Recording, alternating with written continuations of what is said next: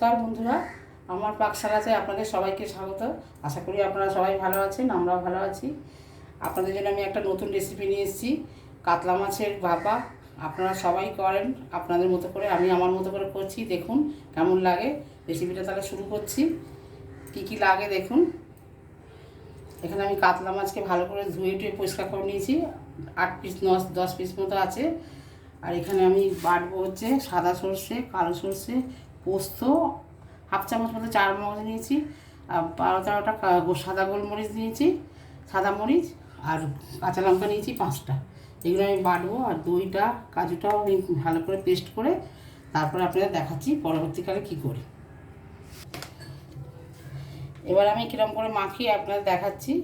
প্রথমে মাছটার মধ্যে নুন দিলাম। আমি যেহেতু টমেটো টক দই দিয়েছি ওই জন্য লেবু দিয়ে নিই।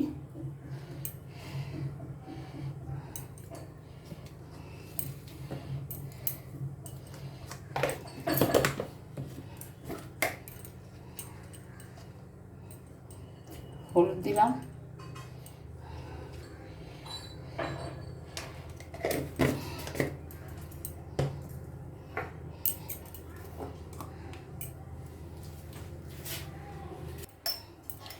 কালারটা সুন্দর হওয়ার জন্য একটু রেড চিলি পাউডার দিলাম, কাশ্মীরি।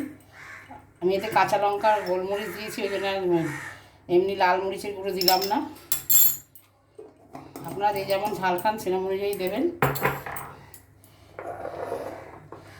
এবার এর মধ্যে একটা ছোট টমেটো দিয়েছি, দই আর 10টা কাজু, আর নারকোল আছে 2.5 চামচ মতো, দিয়ে আমি একসঙ্গে পেস্ট করে নিয়েছি। ওটাকেও দিয়ে দিলাম।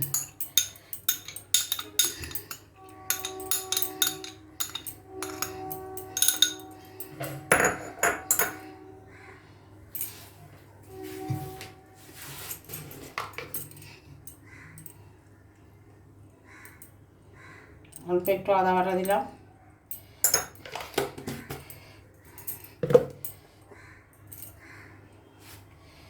আর এর মধ্যে দিয়ে বেড়েছিলাম সাদা সর্ষে, কালো সর্ষে, পোস্ত, আর কাঁচা লঙ্কা আর গোলমরিচ, সাদা মরিচ দিয়ে বেটেছিলাম। ওটা সব দিয়ে এবার একসঙ্গে মাখাবো।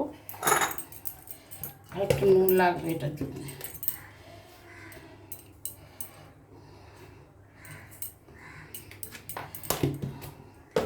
এবার আমি এতে সর্ষের তেল দেবো। সর্ষের তেলটা একটু বেশি পরিমাণে দিতে হবে।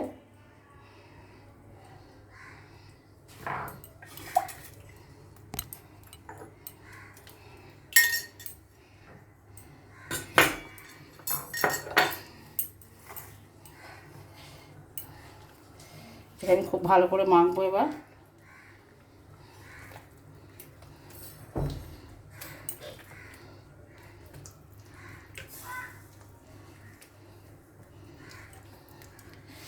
জায়গাটা ছোট হয়ে গেছে, বড় জায়গায় নিয়ে। হ্যাঁ দেখুন, আমি একটু বড় জায়গা নিয়ে ভালো করে মেখে নিয়েছি। এবার আমি সাজাবো টিফিন বাটির মধ্যে, যেটার মধ্যে আমি দেবো।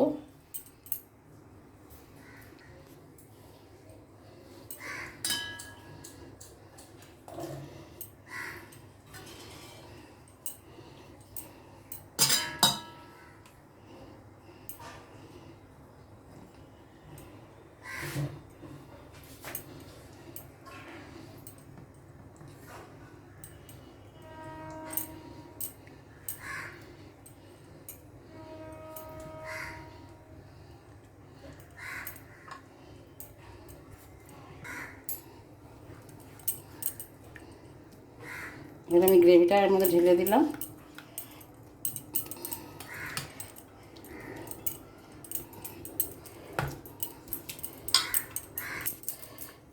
এবার ট্যাপ করে ঝোলগুলো গ্রেভিটা চারদিকে ছড়িয়ে দিলাম, দিয়ে ঢাকা দিয়ে দিলাম।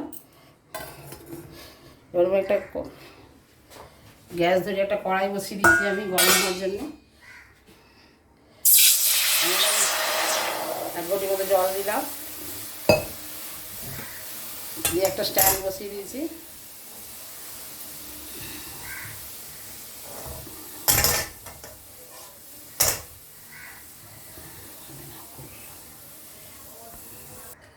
স্ট্যান্ড দিয়ে আমি বসিয়ে দিয়েছি, দিয়ে আবার ঢাকা দিয়ে দিলাম। গ্যাস প্রথমে একটু জোরে রাখছি গ্যাসের ফ্লেমটা, তারপরে 5 মিনিট পর কমিয়ে দেবো। ফুটে গেলে, জলটা ফুটে গেলে আমি কমিয়ে দেবো। হ্যাঁ, আমি 15 মিনিট পর খুলেছিলাম, তখন একটু গায়ে ছিল, হয়নি। আবার 10 মিনিট পর, মানে 25 মিনিট লাগলো। আমার এটা সম্পূর্ণ রেডি হয়ে গেছে। আমি নামিয়ে আপনাদের দেখাচ্ছি। এটার পরিবেশন করলাম না, এই পাত্রের মধ্যেই দেখাচ্ছি। গরম।